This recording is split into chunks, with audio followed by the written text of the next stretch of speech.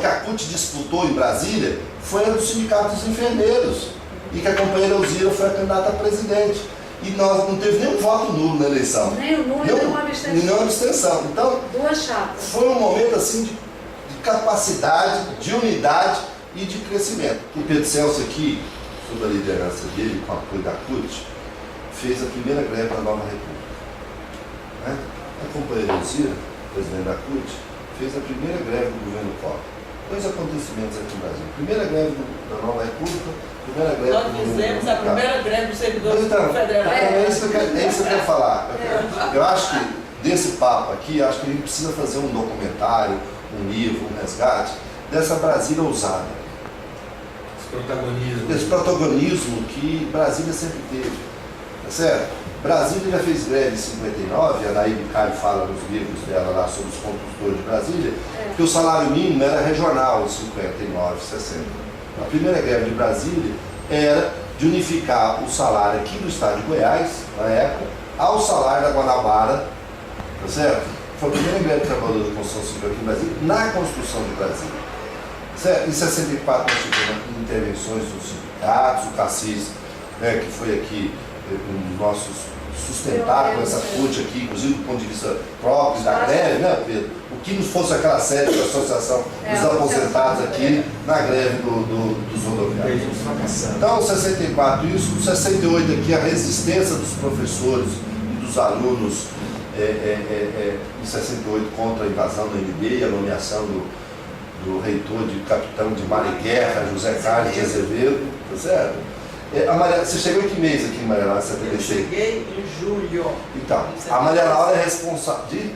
76. Então, ela é responsável, um mês depois que ela chegou aqui, é a primeira manifestação que tem em Brasília depois de 64, que foi o enterro do Juscelino Kubitschek. Um mês depois que a Maria Laura chegou aqui, nós utilizamos aqui o enterro para fazer a primeira manifestação de massa que foi acompanhar o enterro. Em 77, nós tivemos a primeira greve das universidades aqui, tá certo? Aqui na Universidade de Brasília, e que várias pessoas foram expulsas, entre elas o Paulinho, a Arlete Sampaio, o Hudson, a Maite, né? O Arlindo Chinariga, o Peninha, tá certo? Tudo eram líderes estudantis aqui na universidade. A Érica foi dessa. Érica foi, todo mundo aqui. Líderes em 77 foram expulsos aqui. Em 79 aqui, os vigilantes fizeram a primeira greve de vigilante do país, não tinha organização sindical. Vigias? Sim, depois. Então, assim, a greve dos professores aqui, dia 21 de abril de 79, o sindicato recebeu a carta sindical no dia 14 de março de 79, no último dia do governo Gás. Um mês depois estava fazendo a greve aqui. Certo? Então, assim, 81 nós fizemos isso, 84, fruto um pouco dessa greve que está aqui, o Pedro, nós estávamos falando da greve aqui, o maior movimento de massas aqui em Brasília na campanha das diretas. Aqui teve medidas de emergência. Tá certo? O Newton Cruz era o comandante militar do Planalto e impediu nós aqui, desocupamos nós na madrugada lá da votação das diretas, com chicote aqui, ele montado no cavalo aqui, ó, aqui na esplanada dos ministérios, perto do Mega ali, ó, ele fez um cinturão ali para todo mundo passar e ver ele ali em cima do cavalo com o chicote. Então, foi nesse dia que eu fiz paralisei o Banco do Brasil lá, a primeira paralisação que tem no Banco do Brasil, tá certo? Vai fazer 30 anos, 25 de março de 84, na hora do almoço, eu parei o bandejão do Banco do Brasil para fazer um minuto de silêncio pelas eleições diretas. Né? Nós fizemos a greve, então assim, nós temos uma história, aí você vai, 84, 85 aqui nós derrubamos o reitor, fizemos a primeira eleição direta de reitoria, que o Cristóvão foi eleito como reitor da universidade. 86 aqui nós, a primeira manifestação contra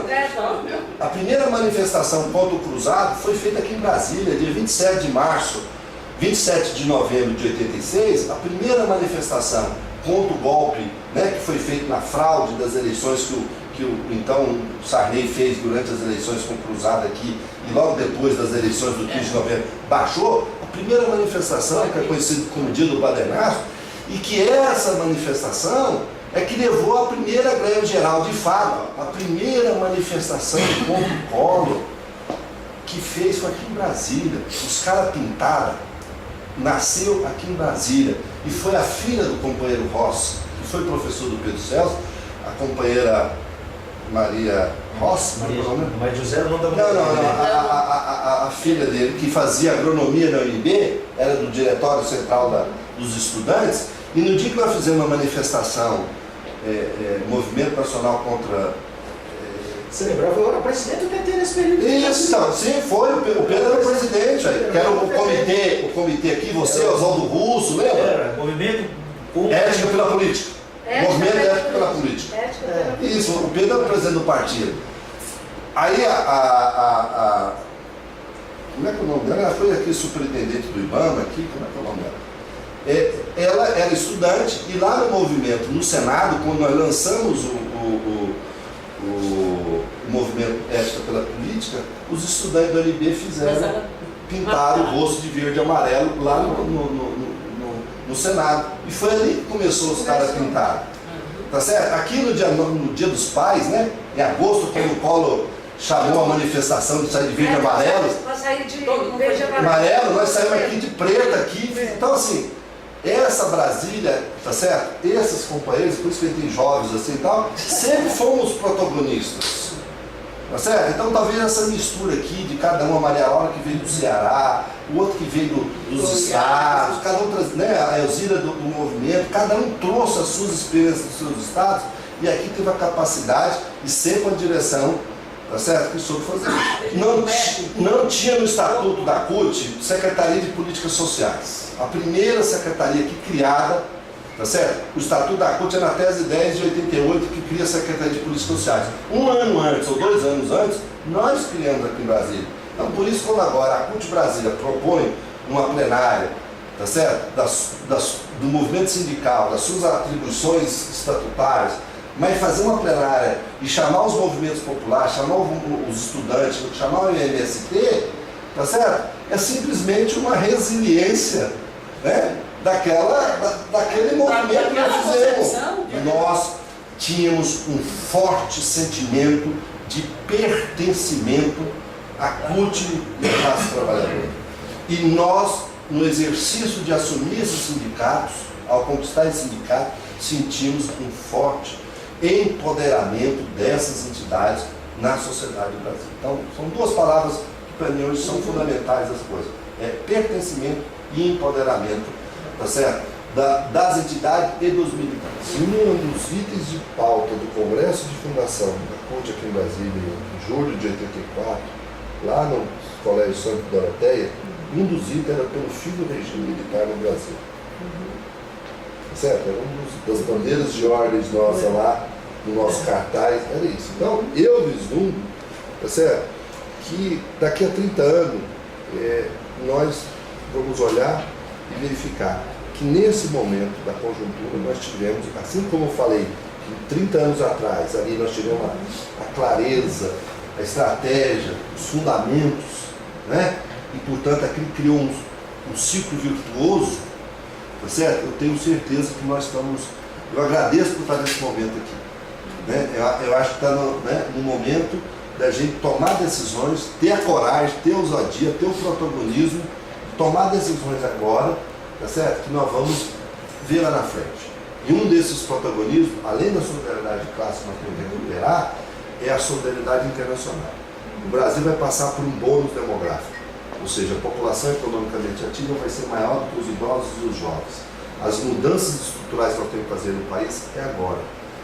Certo? Esse é o momento da gente fazer isso. E nós estamos sofrendo ataques. Até escrevi um artigo essa semana falando da desestabilização da América Latina e o papel dos sindicatos.